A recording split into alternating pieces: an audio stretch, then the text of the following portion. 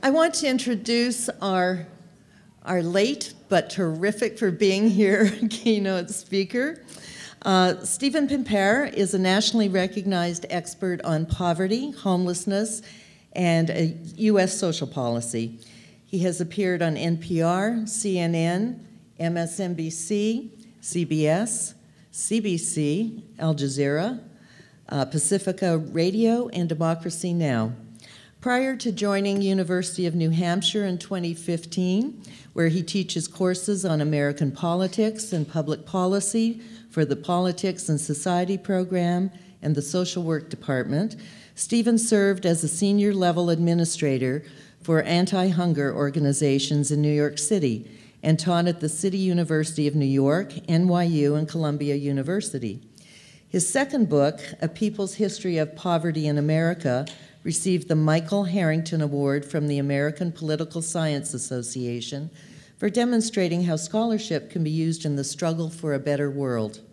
His newest book is Ghettos, Tramps, and Welfare Queens, Down and Out on the Silver Screen, A History of Poverty and Homelessness in the Movies. Professor Pimpere is host of the New Books Network's Public Policy Channel, a consulting editor for the journal Social Work, and a consultant on poverty education programming for America Vistas. Please join me in giving a warm welcome to Stephen Pimpere.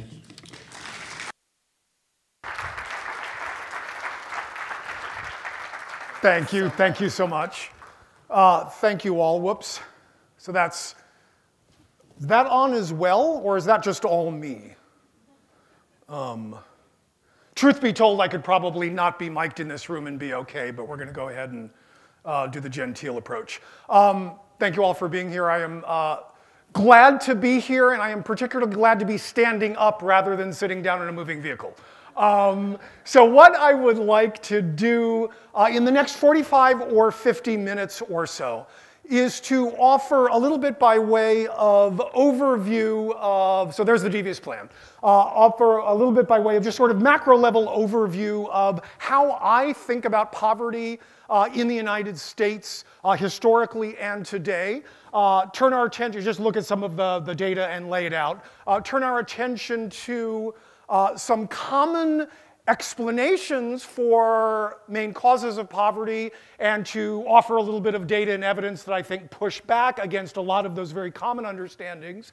Talk a little bit, again, at the macro level about what we can do policy-wise to reduce poverty, and then turn our attention to what we can do as practitioners, as caseworkers, as program directors, as managers, as agency heads, as frontline workers, as mid-level managers, what we can do as we interact with poor and low-income people on a regular basis to maybe improve the quality of what we do and to better understand why they are presenting themselves to you, when they are, and how they are.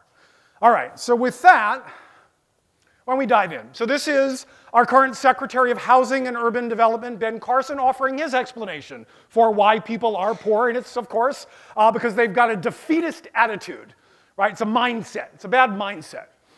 This is Carson a little bit earlier, talking about what is sometimes referred to as the perverse incentives thesis, right? The danger that if we make public housing or other social welfare programs too generous, too effective, right, that will encourage people to surrender all hope of progress and upward mobility and opportunity and reside in that current state. You can tell by the tone of the voice I'm using how seriously I take those kinds of arguments, but I'll offer some data to back up my tone.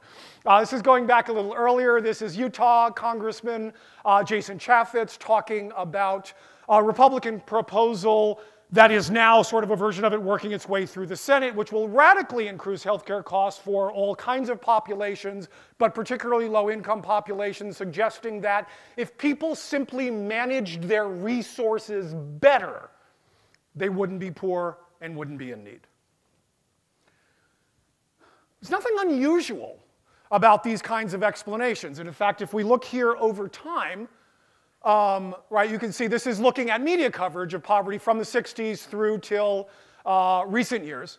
Right, you can see this has not always been the case, but in the last number of decades, Americans are likely to resort to behavioral explanations for poverty before they turn to other, right? You're poor because you're lazy, you're not trying hard enough, you're not doing the things that you should be doing, or you are doing things you shouldn't be doing, right? This marks us as an outlier.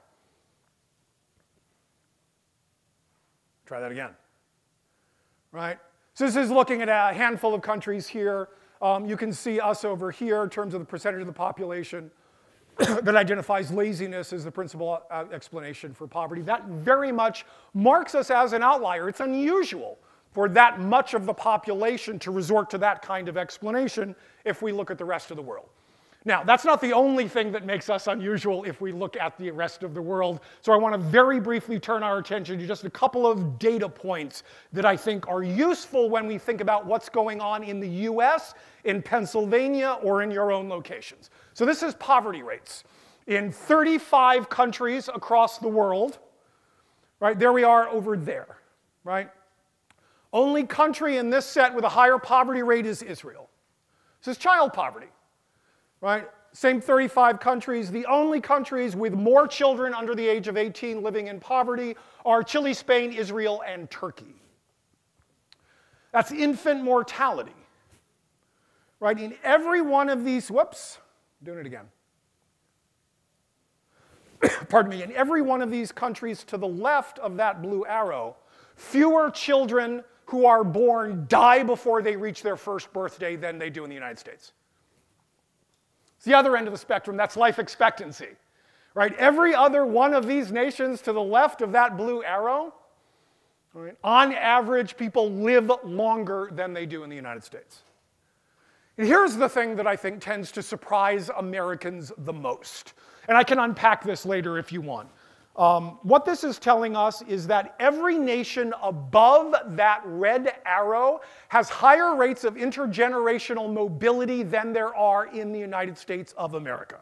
We have told this story to ourselves and the world for centuries, literally, right? Streets are paved with gold, land of opportunity. Any boy, and we even now say girl, can grow up to be anything that they want to be. That story, I've done it again, is a better descriptor of what's actually going on in all of those nations than it is in the United States. Right? And it's been declining over the last 30 years here. So getting worse. All right. So let's home in here on just looking at the United States. Right? With that as, I think, a bit of useful context.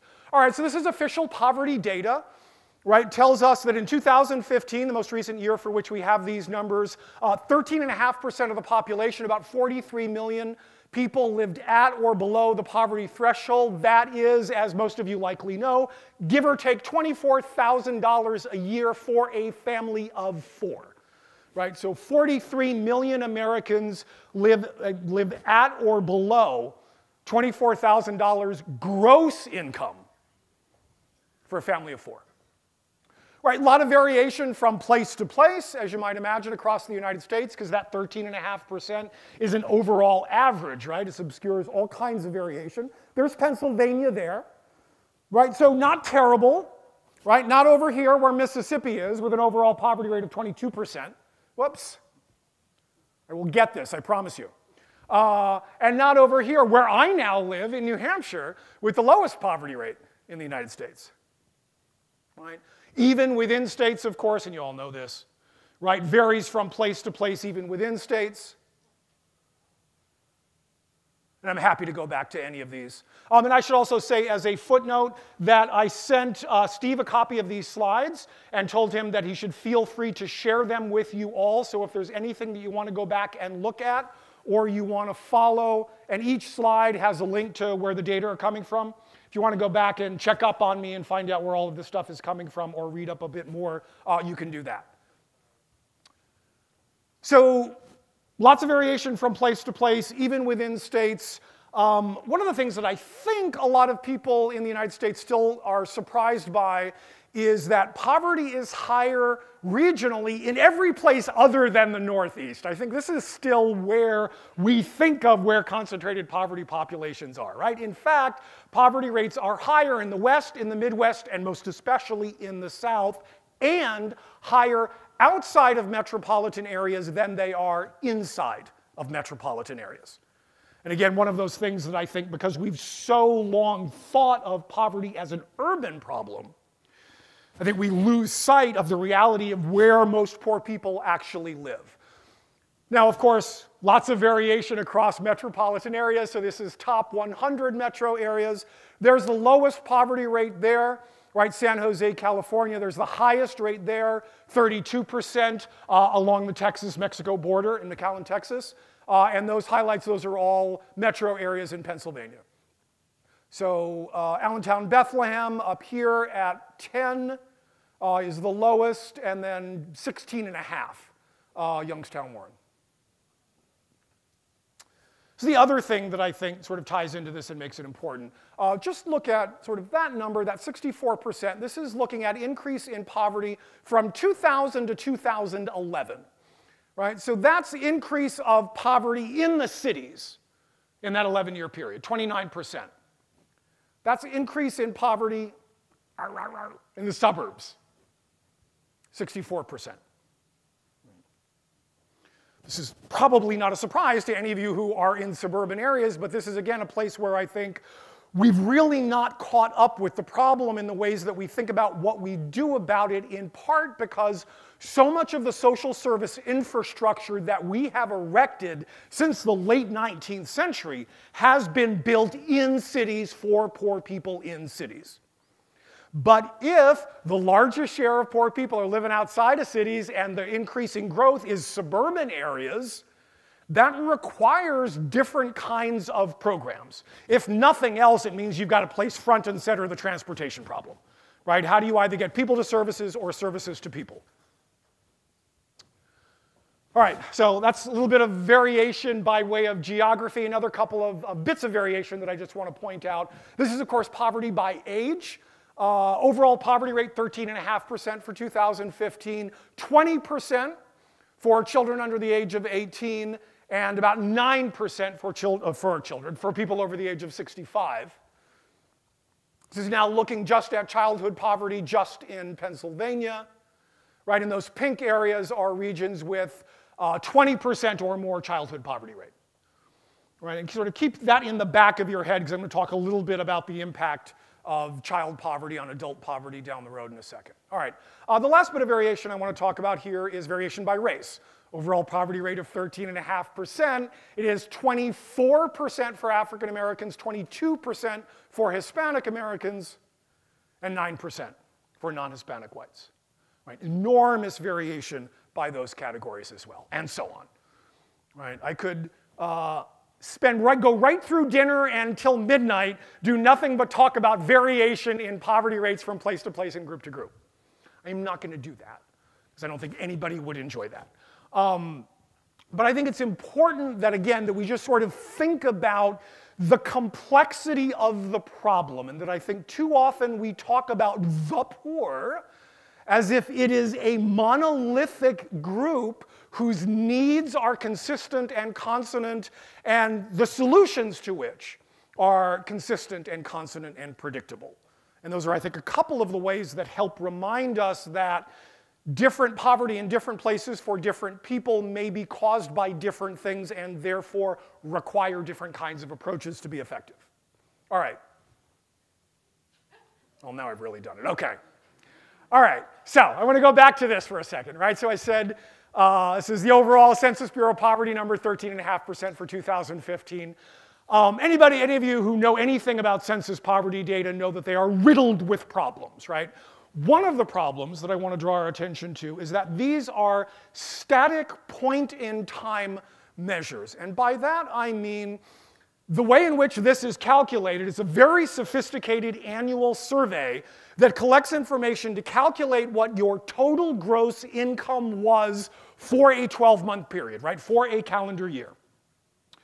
If, right, $24,000 or below for a family of 4, if you fall below that, you're poor. If you're above that, you're not poor. Boom. Imagine the following scenario. You are the principal breadwinner for a family of 4. You've got a job earning $50,000 a year gross. right? And you work from January to June, $50,000 a year, you get laid off. You got $25,000 in income for that 6-month period. From July to December, your total income is zero. Total gross income is $25,000 a year for the year. Family of 4, you are not poor, according to Census Bureau calculations, even though you went through a 6-month period with zero household income.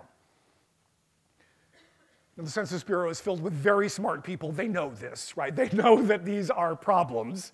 So they produce other kinds of data that let us step back and look at what they refer to as the dynamics of poverty. They look at the fluidity of poverty.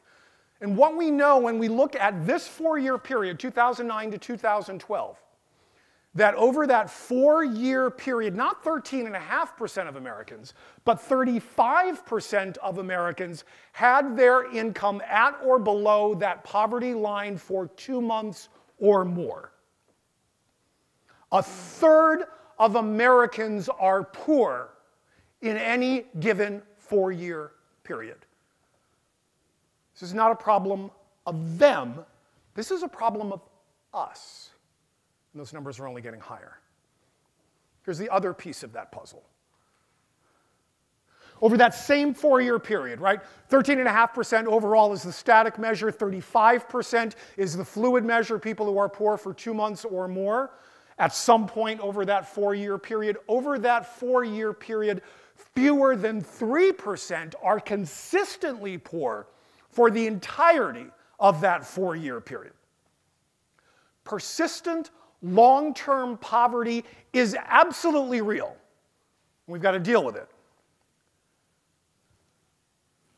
That's not what most of the problem looks like.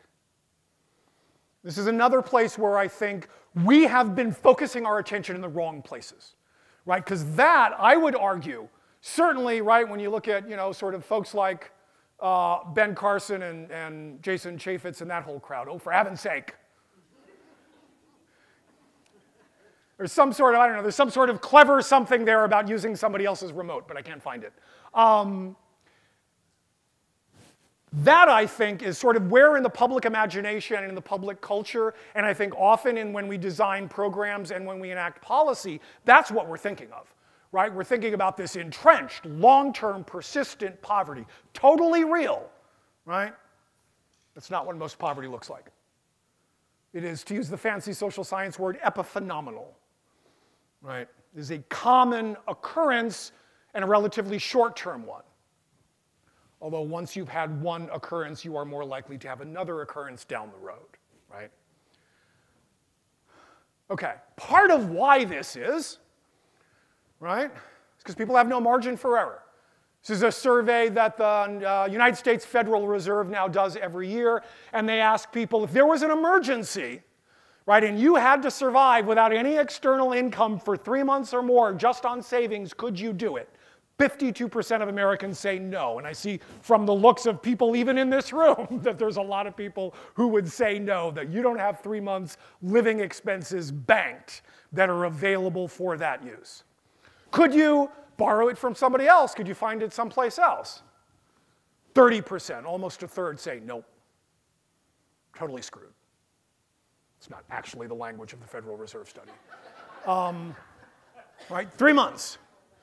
Right, that's part of what's going on here, right? It's that precariousness, it's that insecurity that I think in some ways is a better way to think about the problem than poverty per se. But it's of course even worse than that, right? Because we can step back even further and look at people's experience over the course of their entire adulthoods. And when we do that, and this is thanks to a guy named Mark Robert Rank at WashU, who has been doing surveys using the PSID at University of Michigan fancy data set that has been tracking the same people since the 60s, right? Using that data, he finds that 62% of all Americans will have their income for a year or more at the 20% threshold or below, 42% at the 10% threshold or below. Right? A majority of Americans will be poor at least once for 1 year or more over the course of their lives. The majority will also use welfare over the course of their lives.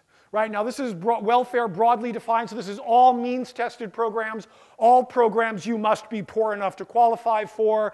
So we're talking what? We're talking TANF, we're talking food stamps, thank you, we're talking, what am I missing? Medicaid, right, as long as it still exists. Right, anything you've got to be poor enough to qualify for, you meet an income test. Right, more than 40% of all Americans, same thing, 25 to 60, these are using the same data. Right, about 45%, right, will use those programs for a year. But notice again over here. That's how many will use them for a total of 10 years, one or more of them over the course of their adult lives. Right, again, not nothing, but maybe 8%. And that's the percentage of the population that will use one or more of those programs consistently over a 10-year period.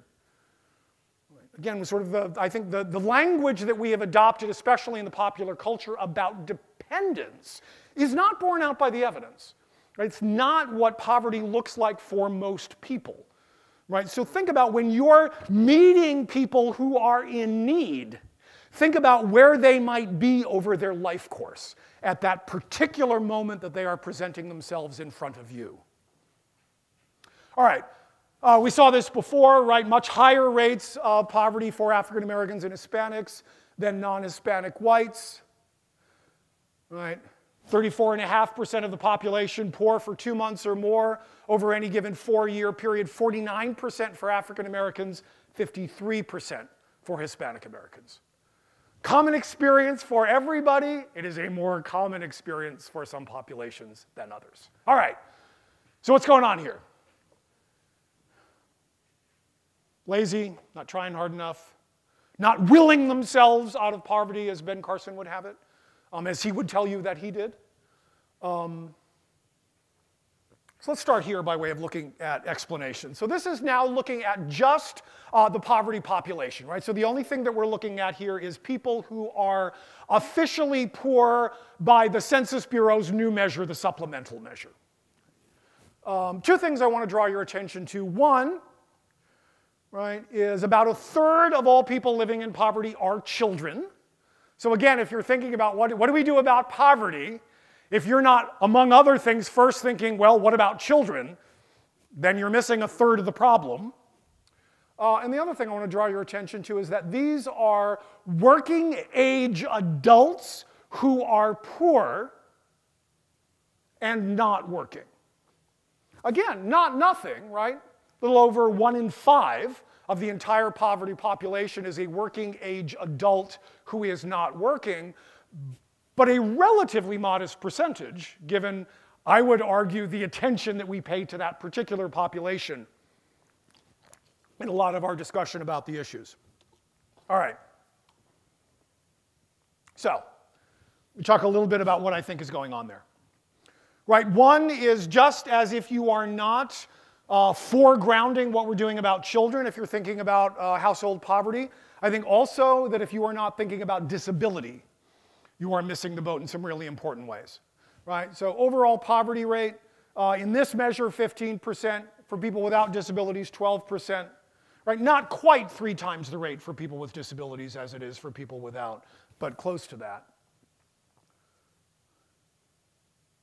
You remember this, right? 13.5% overall is the static poverty measure. 35% of all Americans are poor for 2 months or more over a 4-year period, but fewer than 3% are consistently poor, right, for that 4-year period. Of that 2.7% of people in long-term poverty, 2/3 are disabled. All right, so again, if nothing else, I hope that you're thinking about poverty as 2 kinds of problems. Right, what is that sort of short-term economic insecurity problem, right, and what do we do about that? And then what is that long-term persistent poverty problem, right? If you're concerned about the long-term persistent poverty problem and you are not thinking seriously about disability, then I would argue that you don't stand a chance of doing anything about it. And just as a footnote, because again, I think in some ways disability has sort of become the new welfare in the way that a lot of people sort of talk about waste, fraud, and abuse in the system. To give an indication of how hard it is to get on the disability rolls and how sick you need to be get there, 1 in 5 men who finally gets on Social Security disability and 1 in 6 women is dead within 5 years of getting on the rolls. That's how sick they are. Well, really? Okay. So that's a little piece of why is it that those people who are working age and not working might not be working. I think that's a piece of the puzzle there, right? I think this is the other piece of the puzzle, right? It's the availability of jobs, right? So this is the worst of the Great Recession, right? Almost 7 people looking for work for every available job, right? I don't care how smart you are. I don't care how talented you are. I don't care how many resume building workshops you've been to. I don't care how many job training programs you've been through. I don't care how many skills building workshops you've attended. I don't care how much networking you've done. I don't care how many peer-reviewed journals you've published in, if you're in my line of work. 7 people are going out in the morning looking for work, and at best, one of them is coming home with a job, regardless of skills. Oh, sorry. Not as bad today, right? We are down to not quite at 1, but we are pushing down toward 1 job seeker for every available job. That's good, right? That increases the odds of attachment to the labor market. But remember, right, when you're going out looking for work, you're not applying for all the jobs. You're applying only for the jobs that you've got a credible shot at being competitive for. And that can look very different from industry to industry. So that dark blue line, right, so those are the number of people who are unemployed and looking for work in a field that's construction. And that's number of available jobs as of January of this year. Right? This is retail trade. And I don't know if to the extent to which this is on your radar, but the accelerating hollowing out of the retail sector and the mass layoffs and disappearance of jobs in retail, thanks to online sales and Amazon and all sorts of technology stuff, is a large and growing problem that I think we're not paying enough attention to, right? Okay. So there's not just the occupational mismatch that is potentially problematic. This is what William Julius Wilson called the spatial mismatch. So we're looking at Milwaukee, Wisconsin here. And this is the red lines over here on the left. That's the public transit system, right? And this is where the job growth is happening in the Milwaukee area. Yeah, it's a problem. Layer this on top of it. This is the same map of Milwaukee. It's not the same map, obviously, right? But it's the same portion of Milwaukee. Those blue dots, that's African-American populations. Right? Think back to some of the previous data that we've seen. The very population that may well be most likely to be unemployed, most likely to be in need of work in this particular city and in many others as well, is also thanks to, right, we're, depending on how we want to do the math, either centuries or decades worth of enforced segregation, most likely to live in those places furthest away from access to those jobs. Right? So think about the occupational mismatch, think about the spatial mismatch. Right, and this is how it plays out. Right, 1960s, before the Civil Rights Act of 1964, African-American unemployment rates were about twice the rate of whites. Today, after all of those decades of programmatic interventions, African-American unemployment is about twice the rate that it is for whites.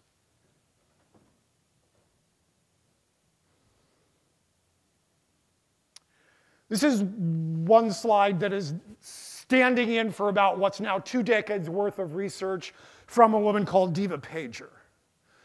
And what she's done is she's conducted these unbelievably cool and sophisticated experiments. And she started them when she was at Princeton. She got 2 Princeton students as identical as possible, right? Same height, same age, same weight, same body build, same facial structure, dressed them identically, gave them identical resumes, trained them in how to speak so that they sounded alike and they responded to questions in the same way, gave them identical resumes.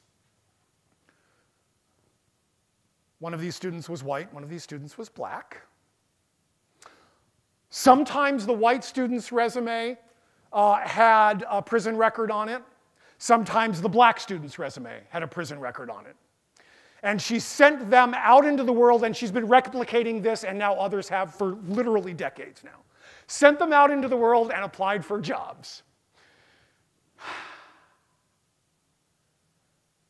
The white applicant with a prison record was more likely to get called back and more likely to get a job than the identically qualified black applicant with no prison record. Over and over and over and again, decades and decades and decades, we've been running versions of this experiment. Right? Anyone who wants to tell you that active racial discrimination in the labor market is not a problem is not paying attention to what's actually happening in the labor market. All right, what else is going on here? Right? We've talked a lot about sort of why it is that people who may theoretically be capable of work are not working or not working more. Well, many of those folks, as we know, have children. Look just at you don't need to look at all of these details, right? It's different breakdowns of the population. The green bar, right, is how many people are made poor by the cost of childcare. Right, so once you factor in what they spend for childcare, how many people's income after that pushes them below the poverty line? Right? This is a non-trivial problem. This is not a problem just for poor and low-income families, of course. Right? But it is much more acute there. Another thing that marks this as an outlier, right? This is mandatory paid leave in number of months by nation as a matter of national law. So there we are down there. 0. It's a policy choice, right? We choose to make childcare a factor in creating poverty. Okay. So we've talked a lot about, I've talked, you haven't said anything yet, about why it is that people who theoretically might be capable of work are not working. Let's talk about why people who are working are still poor. Right. Again, the first piece, going back to the international comparison, is that this is another thing that marks us as an outlier. It's not just that we have much higher rates of poverty, it's that more people in the United States are poor, are working, than they are in other places. Right? Much more likely here that you can work and still wind up being poor. There's part of the answer for that. This is, as of 2013, 32% of all women and 24% of all men who worked in jobs paying wages so low that even if they worked full-time all year round, they would still be poor.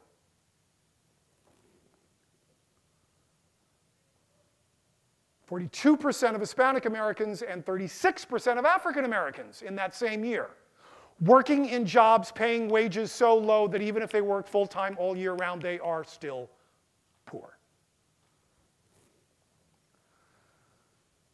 Right, so this is looking at the county we sit in. Right, is that still accurate, 725? You have no state-level minimum wage that goes above the national? Like New Hampshire. Yeah. A very long list of things not to be proud of. Right, so this is, and there are a million people who have tried to do this calculation. What does it cost to live not a horrifying, meager existence, but to meet basic needs? Right, in any given place, what does it cost to do that? The calculation for this county is just shy of $22 an hour. That's the gap if you're working minimum wage. Right, and even in those states that are talking about a $15 minimum wage, right, and I am not in one of those. Right, there would still be a $5 gap. Right? And this is, of course, looking at Philadelphia County, slightly higher gap there. Again, just sort of as a footnote, there was a time when a relatively large share of minimum wage workers were high school kids earning a little bit of extra money during the summer for expenses. That is no longer the case. Right? That's typical minimum wage worker. Right? Woman in her 30s and 40s caring for children with at least a high school degree and increasingly some college. Those are your minimum wage workers, or at least the largest cohort of minimum wage workers. And this, so this is looking at income volatility, right? Going back to something that I talked about earlier. And this, if you look on the bottom here, right? So this is annual income. So look at about here, right? So this is between 12 and 60,000 in there, right? And that is how much do households earning that over the years, how much does their income typically fluctuate month to month? Right, 30 to 40%. Right? That is not necessarily a measure of insufficient wages, but that is often a measure of insufficient hours or unpredictable hours. Right? You're on call, a more and more likely scenario for more and more occupations. Right? And depending on how your employer is calculating which kinds of benefits they do and do not want to pay, they may have a policy that no one gets to work more than X number of hours. So your hours may fluctuate radically, not to mention the fact that your schedule may fluctuate radically, which makes childcare an even more exciting kind of problem. And then there's the cost of housing. Right? You'll periodically hear people say, you know what, poor people in the United States, they've never had it so good. Right? I mean, think back to late 19th century, right? Living in a tenement in the Lower East Side of New York, right? Living in squalor. Today, got a refrigerator, right? You may have a microwave, a television, an Xbox even, right? Set aside I've got an 11-hour critique of that particular kind of analysis. All of those things have gotten cheaper, right? Since the 50s and 60s, right? Televisions are dirt cheap. Right, if we compare them. Housing is not. Right? And the number of households that are now spending half or more of their income, right, and most people who study this say that if you're spending more than a third of your income, you're in trouble on housing. Right? Number of folks spending half their income or more is increasing, in part because housing is increasing. This is one of the consequences. Right?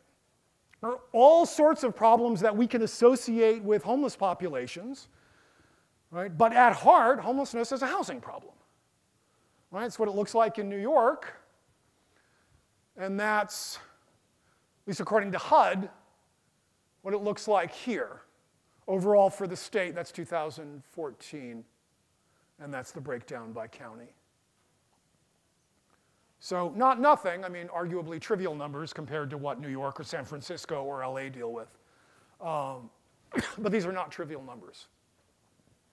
That is not to say, right, that we don't actually spend a rather large sum of money on housing assistance in the United States of America.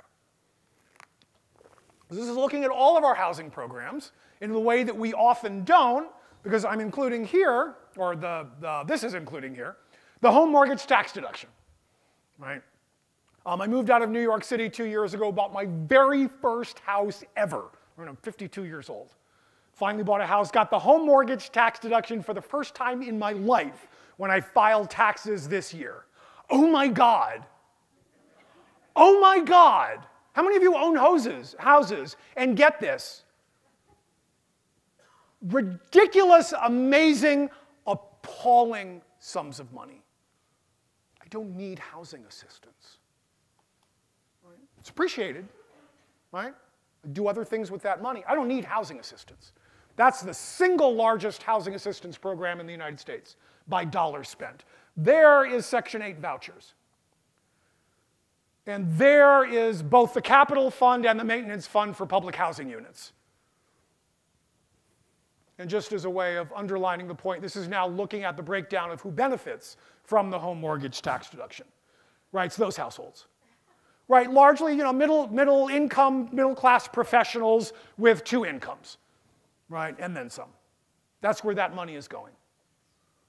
Right. Again, I think just as by way of context, when people complain about the money that we spend on assistance programs, I don't ever hear anyone complaining about that. And then last piece of this particular puzzle is medical costs, medical costs, medical costs, medical costs, medical costs, right?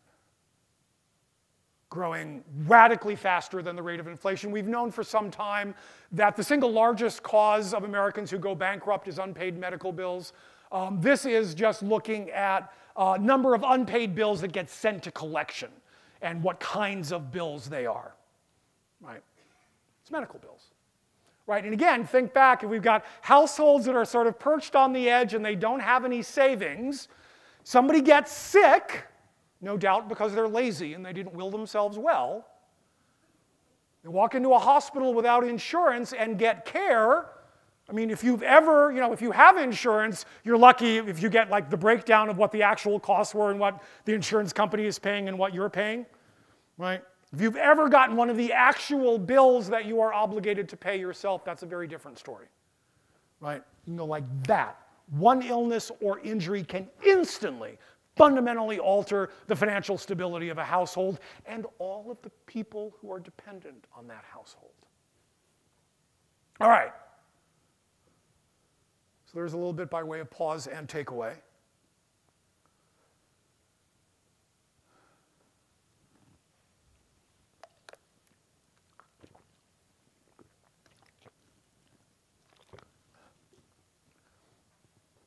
Talked a little bit about, how do I say this?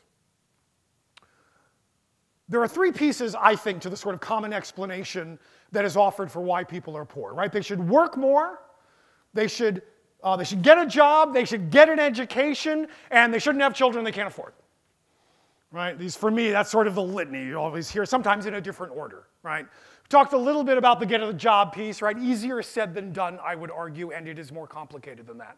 Let's talk very briefly about the education piece and the child care piece, and then I'll turn a little bit toward what we do about this. So this is poverty rates for people with less than a high school diploma, right? Not 13.5%, 37%. And that's the poverty rate for people with a college degree, 4%. Right? That's annual earnings, right? So that's folks with a bachelor's degree, folks with less than high school, right? Look, that's the gap. If you look at that space between the blue line and the red line there, that's the gap. Notice, by the way, also, the increasing benefits to that college degree over the last number of decades, with flatlining at some college and high school and real sort of acceleration of earnings ability with less than high school. So at some level, folks who say, well, go to school and stay there and graduate and get a degree and go on to college, at some level, they're absolutely right. Right? We see the way in which that translates into lower poverty rates and higher income rates.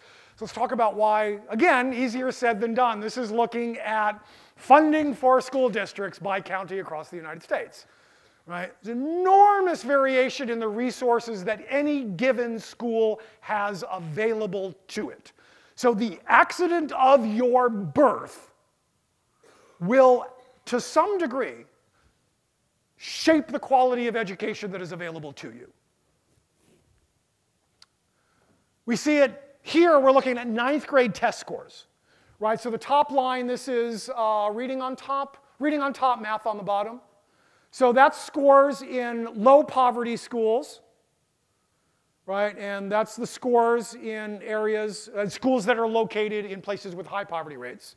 And that's the same, that's the math score and the reading score, right? Consistent over time. If you live in a poor place, lower test scores, right? It's not just, part of what's going on there is what's going on in the schools themselves, right?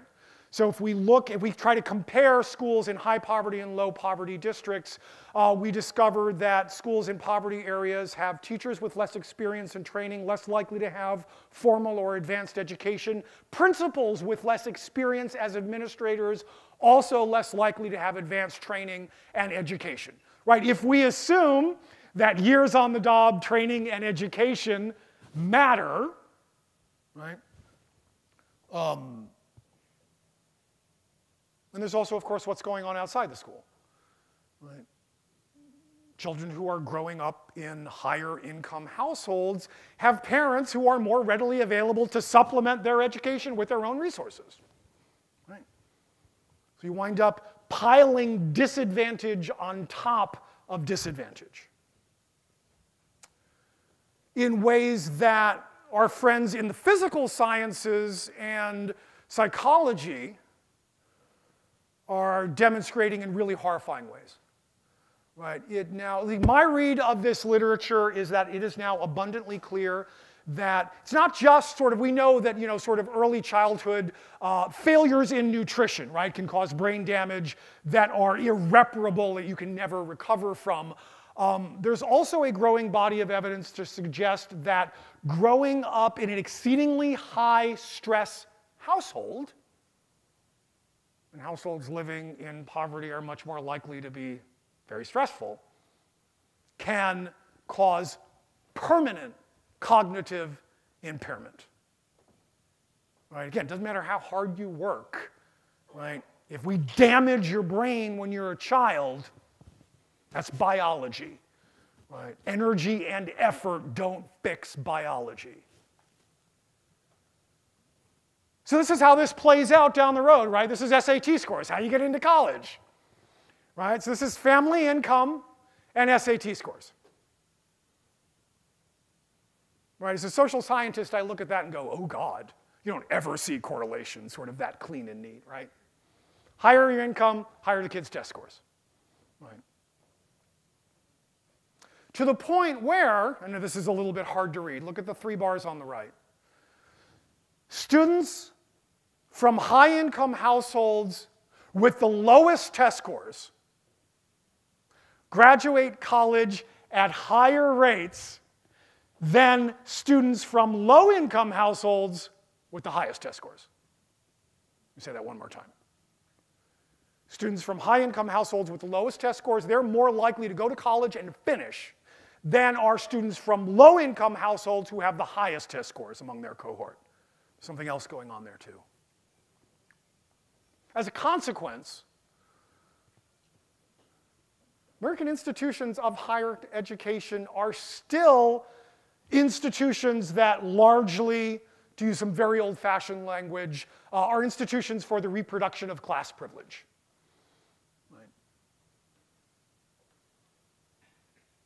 75% of students in the top 146 college are coming from the top 20%, top 25%, excuse me. All right, lastly on this piece, right, why else are those right? Because you might grow up in one of those poor neighborhoods and you find a teacher who cares and you've got parents who struggle and they've got resources available and you, at the accident of your genetic birth, you're sharp and you've got sort of those skills and you graduate from high school capable of going on to college, but you can't because your family needs your income to survive now that you've graduated school. Or, right, even if you are going to a relatively inexpensive public institution, it is an insurmountably high amount of money. And besides, benefits to even a college education are declining over time. We can see it here. This is looking at people in poverty. In 1972, 6% of people living in poverty had a bachelor's degree. 2013, 15% of people living in poverty had a bachelor's degree. They did the things that people said, and we're still poor. All right, finally, family structure, just a little bit. Absolutely true, right? Overall poverty rates, 13.5%, 28% for single-parent families with children. Right? Absolutely true that while overall birth rates have been declining and teen birth rates have been declining despite the hysteria, out-of-wedlock birth rates have absolutely been on the increase. And that increase has been particularly acute in African American and Hispanic households. Skip over that for the moment, I'll come back. Only in the United States does that guarantee that you're going to be poor. Every country up here to the right of that red arrow has higher rates of out-of-wedlock births than in the United States.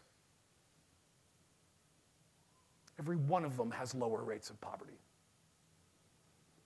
Only here do we make that association, and I would argue that's a policy choice, right? We choose to make those families poor, because all sorts of other folks have figured out a way to do it. And one way of looking at this is the poverty rate for married couples in the United States is higher than the poverty rate for single-headed households in Finland, Norway, and Sweden. Right. Now, of course, this is particularly concentrated among low-income populations, right? Part of this is access to health care and cost of birth control, right? All right.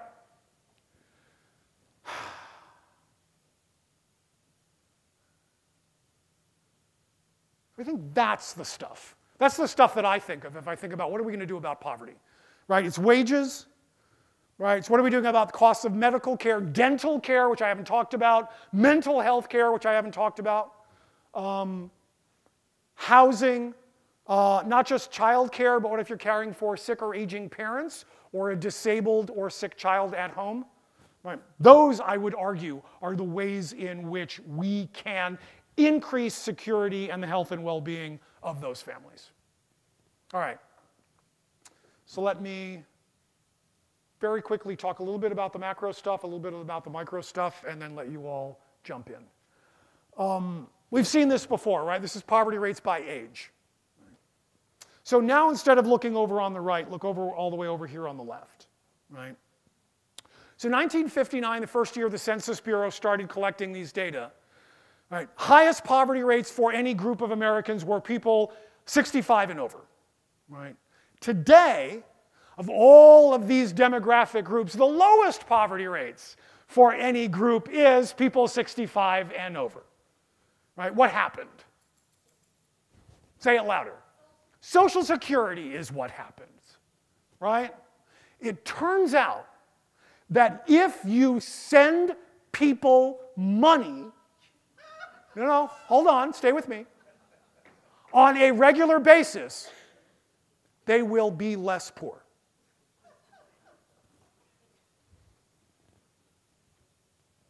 $27 million Americans were not poor thanks to Social Security alone in 2015. 9 million Americans, not poor, incomes were above that threshold, maybe not a lot above the threshold, but above that threshold, who otherwise wouldn't have been thanks to SNAP food stamps.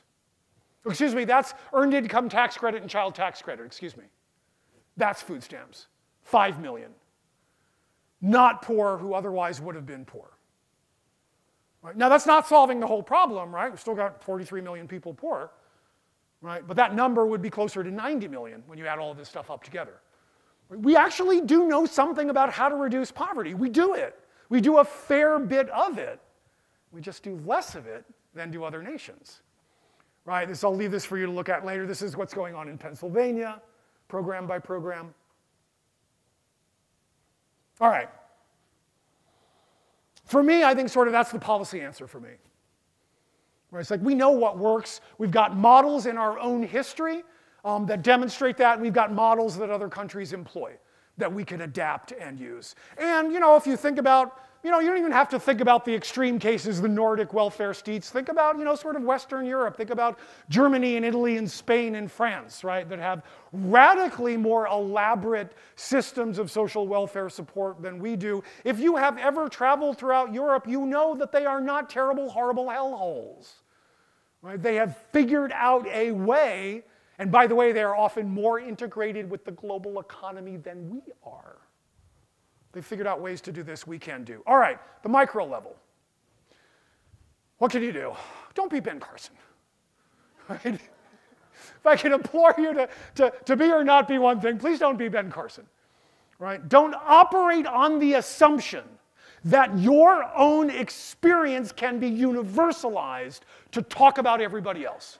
Right? Ben Carson grew up poor to a single mother and struggled and became a neurosurgeon and then, improbably enough, Secretary of the Department of Housing and Urban Development. Right? Which is impressive given that he knows nothing about housing. It's amazing. It's a very impressive achievement. Right? It's great. It's a case. Right? I'm a social scientist by training. It's an anecdote. It's a case. It doesn't tell me anything. Right? I need to know what's going on with large numbers and large populations. Ben Carson got lucky. He doesn't admit this out loud. Ben Carson got lucky. Some of his luck was the accident of birth. He was born with a brain that was really quite impressive. Right?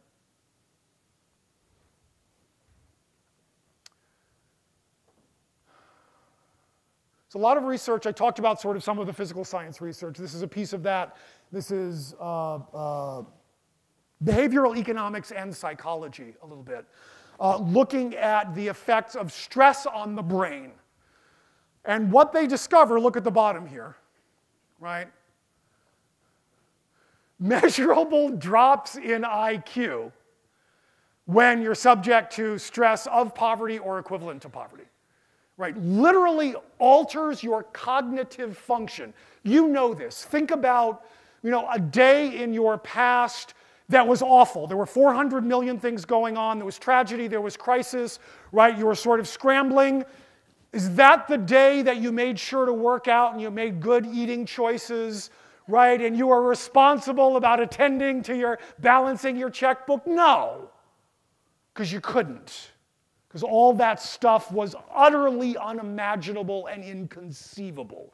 The daily stuff of life that often we are flummoxed because we don't understand why our clients don't just do it. How hard is it just to show up for your appointment? Sometimes it's really, really, really, really hard. I think we need to appreciate not just that it's all the stuff going on in those households and in those communities, but it is literally impaired cognitive function because of overload. Right? And of course, right, any indicator you want of anxiety, worry, depression, mental illness, radically higher in poor and low-income populations than in the rest of the population. Right? Much more acute there. And much more likely, of course, to be undiagnosed and untreated. So, for me, part of that is, and I spend sort of half of my time teaching graduate social work students, most of whom are going to go off to be caseworkers. And I will often sort of say, begin with the premise, even if you get proven wrong, begin with the premise that the behavior your client is engaged in is rational. It is totally rational for them. Figure out why that's the rational behavior for them. Right? What's going on that causes that? And then instead of chastising them or lecturing them or being disappointed, try to figure out, right, what's sitting at the heart of whatever behavior it is that you have taken it upon yourself to change. I will also then tell them, but please do not devote your energy to trying to fix people. Because as a general rule, most people, I would argue, do not need fixing. It's the systems and the programs that they engage with that need fixing. If you change those systems, you change the environment in which people who may be leading dysfunctional lives at any given moment, change the environment, change the opportunities that surround them, their behavior will change of their own accord. And remember, again, that we're not talking about them, we're talking about us.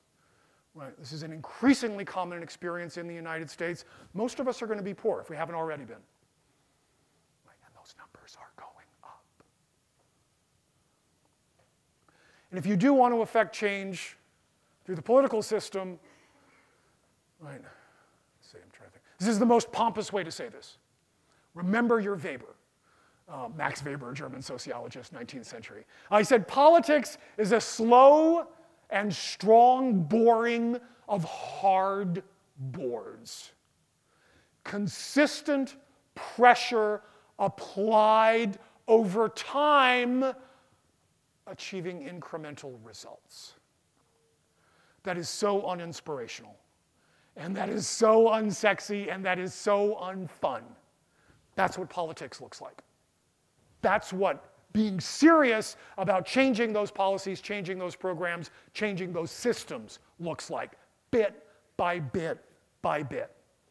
That is not to say that there is not space for pressure outside the system to try to get it to do what it doesn't want to do, right? Arguably, the entire history of our social welfare advancement has been the history of social movements, right? Pressing in on the political system at just those right moments while there are all the people on the inside pushing for the little incremental pieces, right? Does no good to have a mass movement in favor of universal health reform if you don't have people sitting in the institutions who are ready to write the bills and to enact it, right? I would argue got to be both, outside and inside. And remember, we can do this. We've done this. We know how to do this. We've done it before.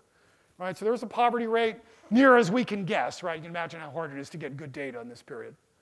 Right, poverty rate for the 1930s, there it is today. Right, we've still got a long way to go, but that is extraordinary progress.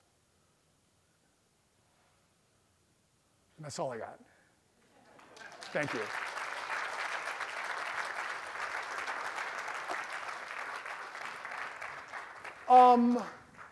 You have a mic, Stephen, yes? Yes. Do we have time, Susan? Do we have time for some Q&A? Sure, absolutely. Okay, are you up for it?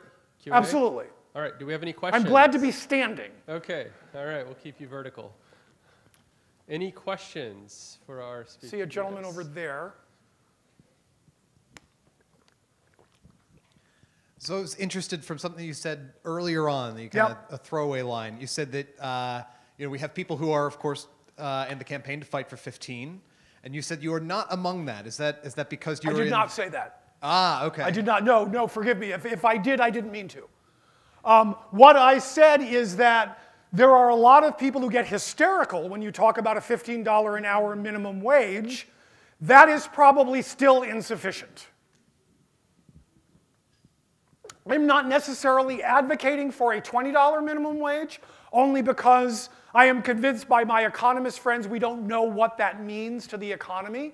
I am convinced that a $15 minimum wage, we've got a number of places that have now tried it. There is no good evidence that right, because the argument is, oh my God, you're going to start laying people off, firing people, it's going to wind up being a net loss. Evidence says no. Beyond $15 an hour, I don't know that we've got any research on that though. But I would love to see some. And the only way we're going to do it is have some cities experiment. Oh, yep, Darlene.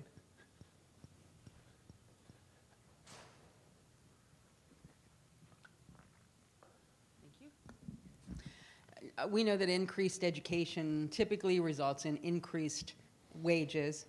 And I'm wondering about the increased cost of post-secondary education and students who have increasing debt that they can't repay.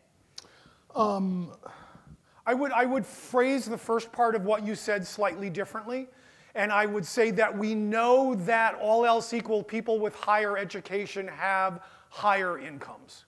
I wouldn't make the claim that higher education is going to get you higher income. Because I mean, part of what we looked at is some data that shows that that doesn't happen, and it doesn't happen for more and more people. Some of why it doesn't happen is increasing debt load, right? So you're graduating college and you've got 100, 150, God forbid, you've gone to law school or medical school, $200, $300, $400,000. Forget about the medical school. Or the lawyers, they're a different case. You've got $100, $150, $200,000 in debt, and you've got a decent entry-level job at $40,000 a year. Right, I mean, do that math. That debt burden is a piece of that puzzle. I think it's larger labor market.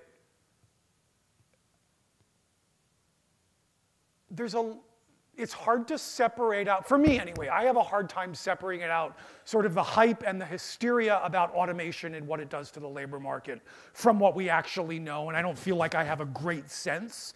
And in part, I mean, my read is that we don't quite know yet.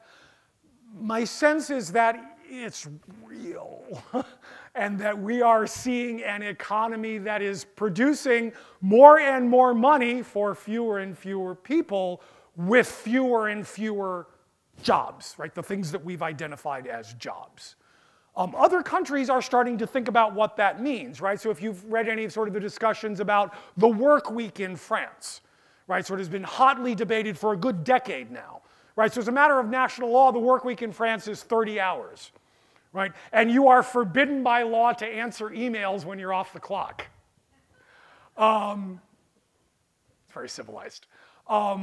But that part of that, I mean, some of that is absolutely sort of French culture stuff, right? But some of that is also the recognition that there aren't enough jobs to go around. So if we still want to build an economy, and the welfare state, and the French welfare state is built on work, means that people need to be attached to the labor market, but that they need to shift how they do that, and that is to radically alter that. Those conversations are not happening here in any place with the power to start to do something about it. But I think for me, it's that larger sort of labor market problem rather than education itself, right? Because if I wave my wands and everybody who right now doesn't have a college degree has a college degree tomorrow, I would argue there is no net gain. Because we wind up then ratcheting up credentials as entry point for whatever the most desirable jobs are. Right? We can see this in the shift from a high school diploma being the entry to a college diploma being the entry to now it's a master's degree that's the entry, right? For lots of jobs if you want upward mobility. Right? That kind of inflation, I have no reason to think that that won't continue. So I don't actually think of education as a poverty solution. That said, go to school, send your kids to school, right? I'm not arguing that. But in large terms, I think education is great. I'm a teacher, for heaven's sake. It's frustrating, but it's great. I don't think it's a poverty solution. I think we do it because we should all be educated and knowing stuff is cool. The knowing stuff is cool? I don't think, I mean, again, if you've got a child and your choice is push them into going off to college and the best college they can get into or not, do that, right? And that will work on that individual level, maybe. But it's not a guarantee, and we can't scale it up, right? We can't do that for all children because my read of what happens is then suddenly the point of entry is not a college degree, it's a graduate degree. Right, because we're still going to have crap jobs that we want people to take for crap money, whether they have a college degree or not. And I don't see that changing. We're just making more and more of those jobs. Right? So I think we're just going to fill more of those jobs with people with a college degree. Does that make sense? Or does at least the argument I'm making make sense? You're clearly not buying it. No. That's a hard one. That's I think, of all the things that I regularly argue, that's the hardest one for people to buy into. Well,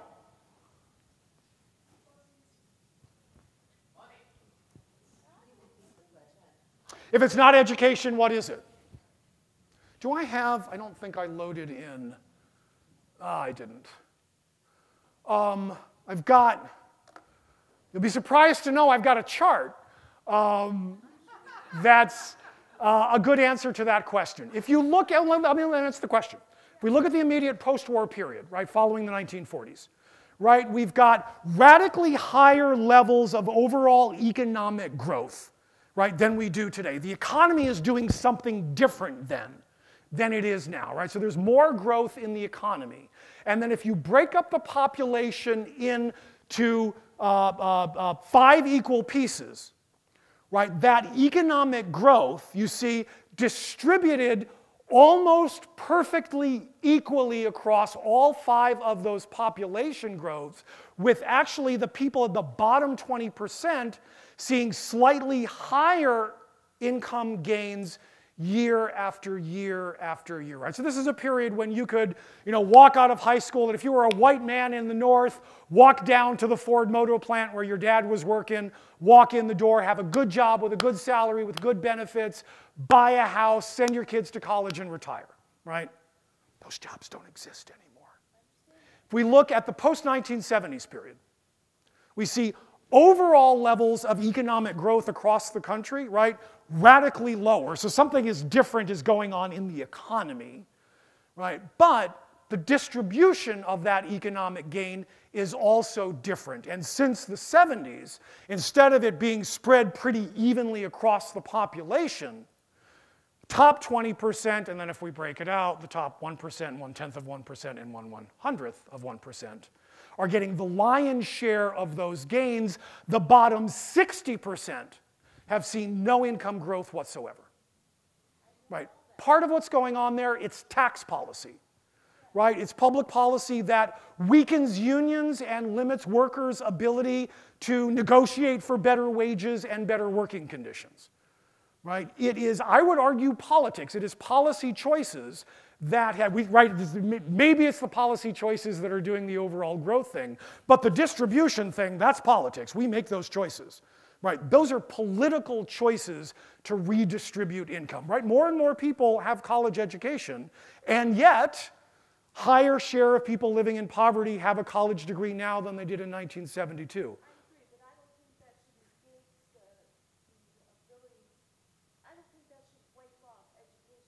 Well, I'm not saying don't get educated. Again, I believe what I do. I'm just saying if your principal answer to how we solve poverty is send everybody to college, A, I don't know how that's going to happen, and B, I don't think that'll work. I would love to be wrong. I don't think it'll work.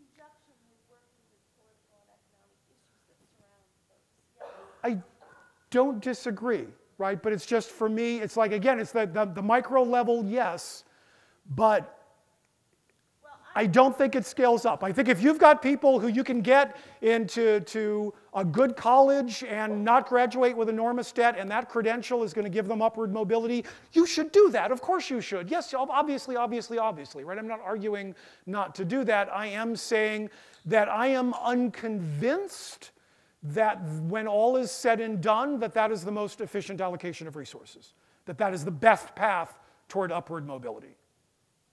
And I also say that as, I spent a good chunk of my time teaching in the City University of New York, which I loved, but I taught an awful lot of students who hated it and who were never good at it and who were there because they needed the credential.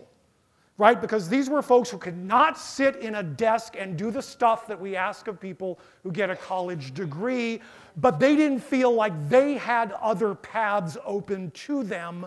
Some of them it paid off, some of them they wound up with debt that they will die with. So I think it's more complicated than simply education. Right? And again, I don't disagree on the level of what you're doing, keep doing that. But yes. yeah. Okay.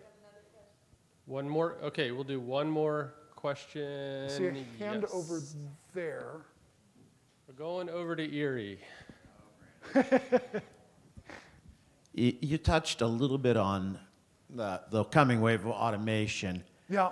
And I'm wondering whether you're a supporter of a minimum, not a minimum wage, but a minimum income as a solution to that coming wave of dislocation, because it is coming and nobody, as you said, in the US is talking about it. You're totally unprepared for it.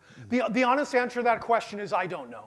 You're talking like a universal benefit, a universal minimum income, a guaranteed minimum income program? Mm-hmm. I don't know. Because right now... How about gas? How about gas? No, how about if you guess? Oh, guess. Yes, yes. It's like, no, I'm fine, thank you. Oh, It's okay. sweet of you to ask.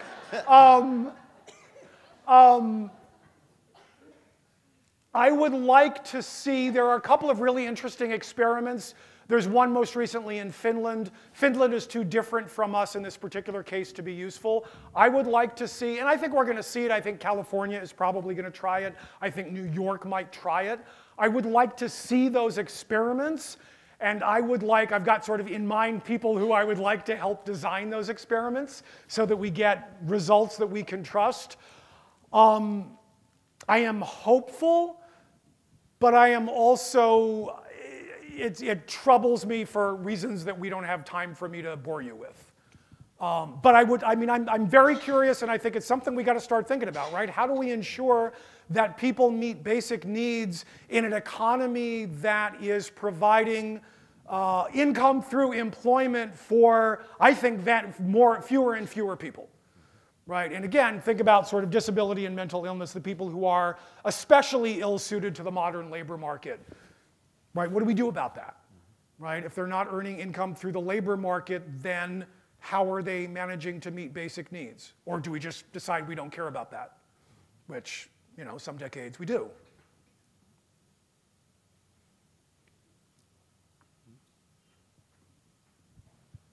And thank you very much. Thank you. Thank you.